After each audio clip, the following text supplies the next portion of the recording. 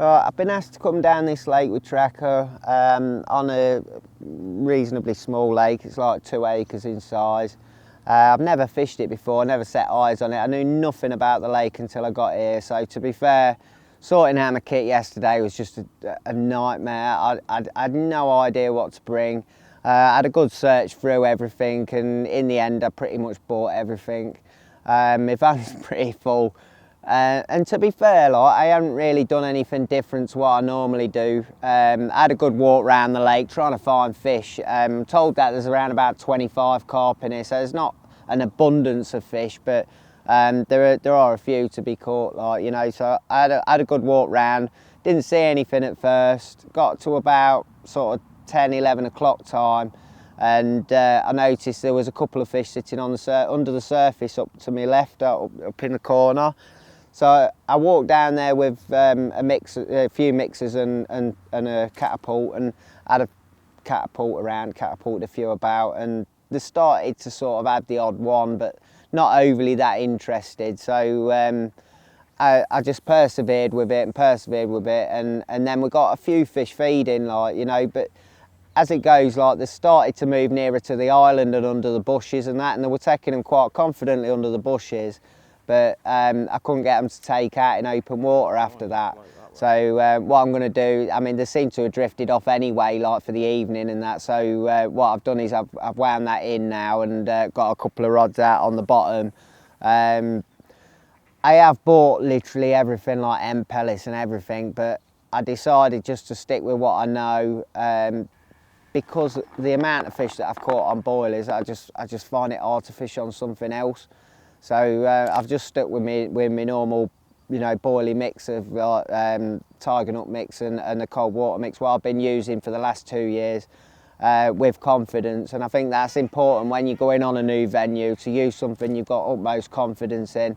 And then if something else is working for someone else or whatever, I mean, there's always, you know, you got a couple of rods, so you could try one on like a particle presentation or something. But me myself, like, you know, I've got one rod out on an open water. The lake's quite a deep lake, you know. You got sort of way over 20 foot in places, and me personally, I don't like to fish in sort of too deeper water. Tend to sort of, like, me around about 14 foot. I don't really like fishing in much deeper than that. So I found myself a nice little 10-foot gravelly area where it comes out of the deep water, probably around about 40 yards range. I fired out the best part of a kilo of bait round there, and the other rod I found, like, when the fish are going down the margins and that, I found like this clear area, which has obviously been fed on, like, you know. It's just like this sort of like glowing area at the bottom of the shelf, like, you know.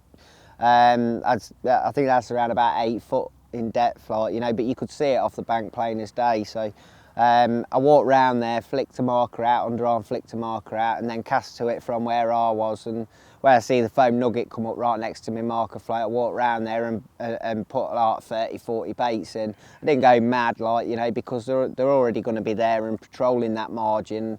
I don't like to put too much bait in the edge. As for the floater fishing, we're going to have to see how that goes tomorrow morning. I'm hoping that, you know, if it's going to be a nice day again, which it's supposed to be, so I'm hoping that we can get them going again and try and nick one off the top. Hopefully tonight. You never know, we might get one off the bottom yet.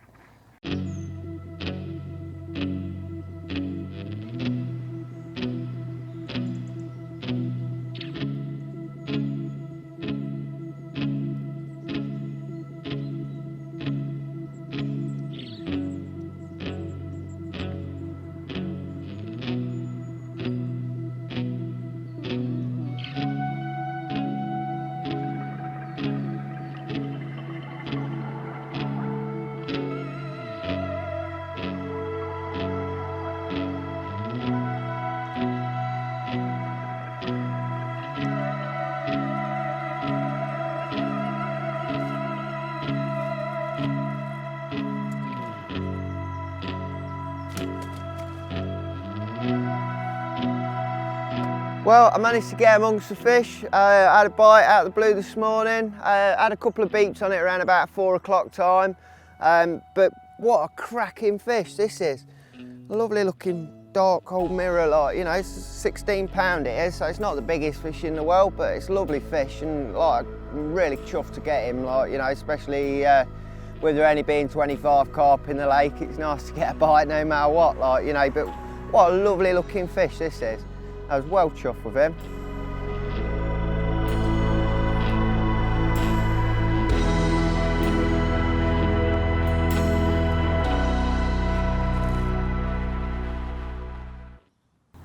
After having that fish this morning, like, I wound in around 10 o'clock and had a good walk round, try and find some fish.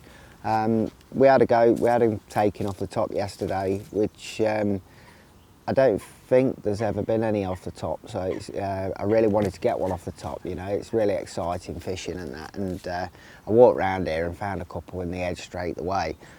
Got a couple of them feeding, and actually was fortunate enough to get a bite, but unfortunate enough that it fell off straight away.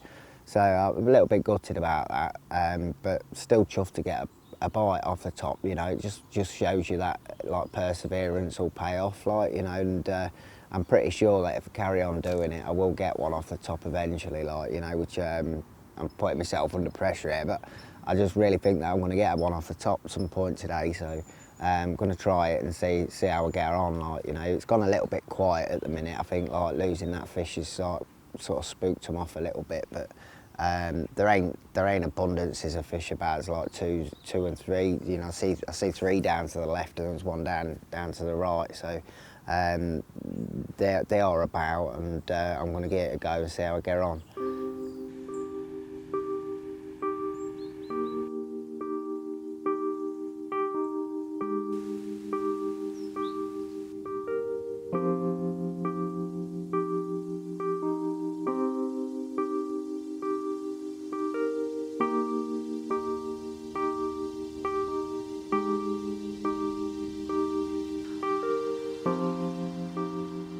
Well, no more fish on the floaters today. I did get a few more taken afterwards, but like, losing that fish really did spook them, and there ain't like abundances of fish, so like, spooking a fish can put the others on edge. Did have a little go around the rest of the lake and had a good look around, and did get a few fish taken out in the middle of the lake, you know, just not that long ago actually, but that seemed to fizzle up when the ducks were messing about and that, so we decided to call it a day. Got the rods back out on the bottom for the night, like where we had his bites from this morning. Hopefully, like, I can't see a bite coming till tomorrow morning, to be fair, but like, so I'm told, like, it seems to be pretty rooted to early morning feeding times at the minute, but we've got them out now and we're just going to have a nice evening socialising. Like, should be a bit of fun, and hopefully in the morning we'll have a fish to show you.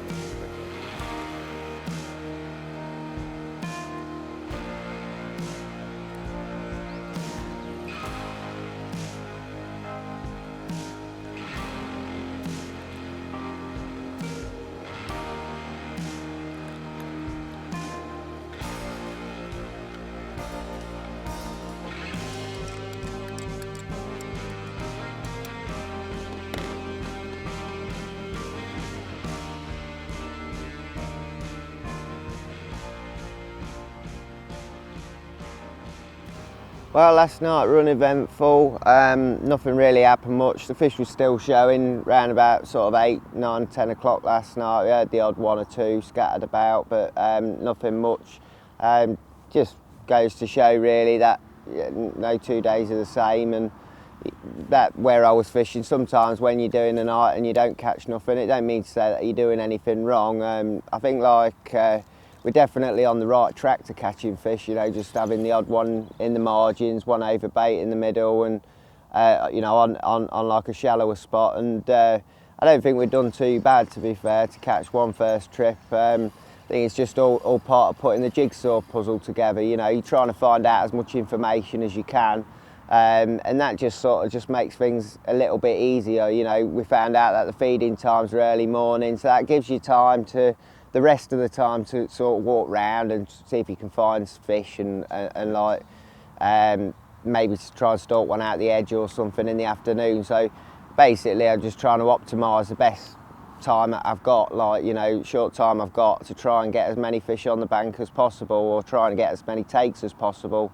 We did get an extra bite off the top floater fishing yesterday afternoon, although unfortunately we did lose it. But I think that goes to show that I've had twice as many bites as what I would have done if I'd have just sat behind my rods by winding in and going looking and finding them. Sometimes you can learn a hell of a lot more by watching them in the water as well, learning their habits at certain times of the day. They spend the afternoons over in that corner of the lake, and then they move over to this side of the lake for the night. And like I said, it's just a part of putting the jigsaw pieces together and coming up with a plan to get to the end result.